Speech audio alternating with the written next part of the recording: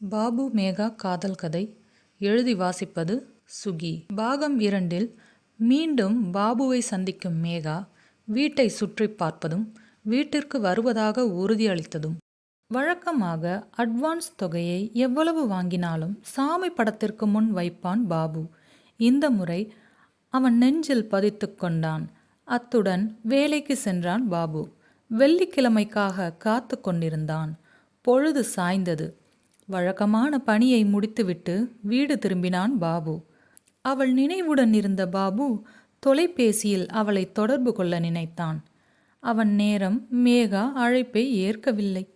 மீண்டும் முயற்சி செய்தான். அப்போதும் அழைப்பை ஏற்கவில்லை. ஏமாற்றத்துடன் உறங்கச் சென்றான். இரவு கனமழை பெய்து கொண்டிருந்தது. ஒவ்வொரு துளியும் யாரோ இடைவிடாமல் ட்ரம் அடிப்பதைப் போல ஜன்னலுக்கு எதிராக அடித்து நள்ளிரவை தாண்டி கொண்டிருந்தது. பாபுவோ அவன் காதலியான மேகாவின் நினைவுகளுடன் வாழ்ந்து கொண்டிருந்தான். தனது எதிர்காலத்தை திட்டமிட்டு கொண்டிருந்தான். அப்படி செய்து கொண்டிருக்கும் வேளையில் திடீரென கூர்மையான ஒரு சத்தம் அமைதியான வீட்டில் எதிரொலித்து கொண்டிருந்தது. தூக்கி வாரி போட்டது பாபுவிற்கு. கெடிகாரத்தை நோக்கினான். இரவு 12:05. இந்த நேரத்தில் யார் தட்டியிருக்க முடியும் என்று யோசித்தான். சரி, மழை கனமாக பெய்கிறதல்லவா, ஏதாவது மரம் கிளைகள் விழுந்திருக்கும் என்று தன்னைத்தானே எண்ணி சமாதானம் செய்து கொண்டான். ஆனால் மீண்டும் கனமான சத்தம் கேட்டது. பாபு வீட்டிற்கு வெளியே யாரோ நிற்பது போல் உணர்ந்தான். சரி, நடப்பது நடக்கட்டும் என்று எண்ணி தயங்கி தயங்கி கதவின் அருகில் நின்றான் பாபு.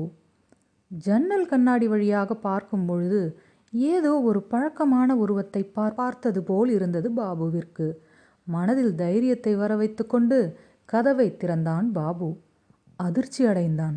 மேகா மழையில் நனைந்து மூச்சு விட முடியாமல் தடுமாறி நின்று கொண்டிருந்தாள். ஈரம் சொட்ட சொட்ட அவன் கண் முன் நின்று கொண்டிருந்த மேகாவை சட்டென்று வீட்டிற்குள் உள்ளே பிடித்து இழுத்தான். ஒரு பக்கம் இன்ப அதிர்ச்சி என்றாலும் இந்நேரத்தில் அவள் வருகையை கண்டு செய்வதறியாது திகைத்து நின்றான் பாபு. குளிரில் நடுங்கிக் கொண்டிருந்த மேகா பாபுவிடம் வஸ்திரம் கேட்க தயங்கி நின்றாள். அவள் மேனி அங்கங்கள் ஆடை இல்லாதது போல் அப்படியே தெரிய செய்வதறியாது திகைத்து நின்றாள் மேகா. பாபு ஓரக்கண்ணால் அவளை ரசித்தபடி அவளுக்கு ஈரம் துடைக்க வஸ்திரம் கொடுத்தான். அவளை தொடும் தென்றல் வந்து பாபுவை தொடும் பொழுது உச்சி முதல் பாதம் வரை மெல்ல சூடு ஏறுகிறது பாபுவிற்கு. என்னவாயிற்று மேகா, ஏதும் பிரச்சனையா என்றான் பாபு. இல்லை பாபு, நான் என் பணி முடிந்து வீடு திரும்பி கொண்டுதான் இருந்தேன். வரும் வழியில் என் தோழியை சந்தித்தேன். அவளிடம் பேசிக்கொண்டிருந்த பொழுது நேரம் போனதே தெரியவில்லை. இப்போது நல்ல மழையில் மாட்டிக்கொண்டேன். ஓ அப்படியா என சொல்லி வர்ண பகவானுக்கு கோடி கும்பிடு போட்டான் பாபு. சரி மேகா, ரொம்ப குளிருதா என்றான். இல்லை பரவாயில்லை என்றாள். அப்படின்னா குளிருதுன்னு தான் அர்த்தம். சரி வாங்க, வந்து உட்காருங்க மேகா, நான் நல்லா டீ போடுவேன், வாங்க 2 பேரும் டீ சாப்பிடுவோம் என்றான். இந்த குளிர்ந்த நேரத்தில் சூடான டீ சாப்பிட்டால் நன்றாக இருக்கும் என்று சொல்லும் பொழுதே பாபுவின் பார்வை மேகாவின் அங்கங்களை மொய்த்து கொண்டிருந்தது.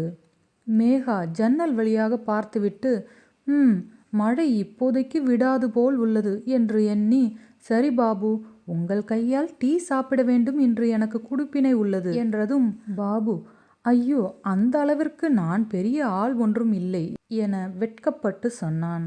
இருவரும் தேநீர் தயாரிக்க சமையல் அறைக்கு சென்றனர். சில்லாஞ்சிருக்கியே என்ன கொல்லுற அரைக்கியே என பாடலை முணுமுணுத்து கொண்டே சென்றான் பாபு. நல்ல பாட்டு பாடும் பழக்கம் உண்டோ பாபுவிற்கு என மேகா கேட்டாள். அப்படியெல்லாம் ஒன்றும் இல்லை மேகா, தனிமையில் இனிமை காண இதுவும் ஒரு வழிதான் என்றான். சிரித்தாள் மேகா. அடுப்பில் பாலை வைத்து டீ தூள் போட்டு சர்க்கரை போட்டு பால் கொதிக்க மின்சாரம் துண்டித்தது திடீரென்று. இருவரும் அதிர்ந்து போயினர். என்ன நடந்திருக்கும்? நாளை பார்ப்போம். இந்த காணொளி தங்களுக்கு பிடித்திருக்கிறது என்றால் லைக் செய்து சப்ஸ்கிரைப் செய்து கொள்ளுங்கள். நன்றி.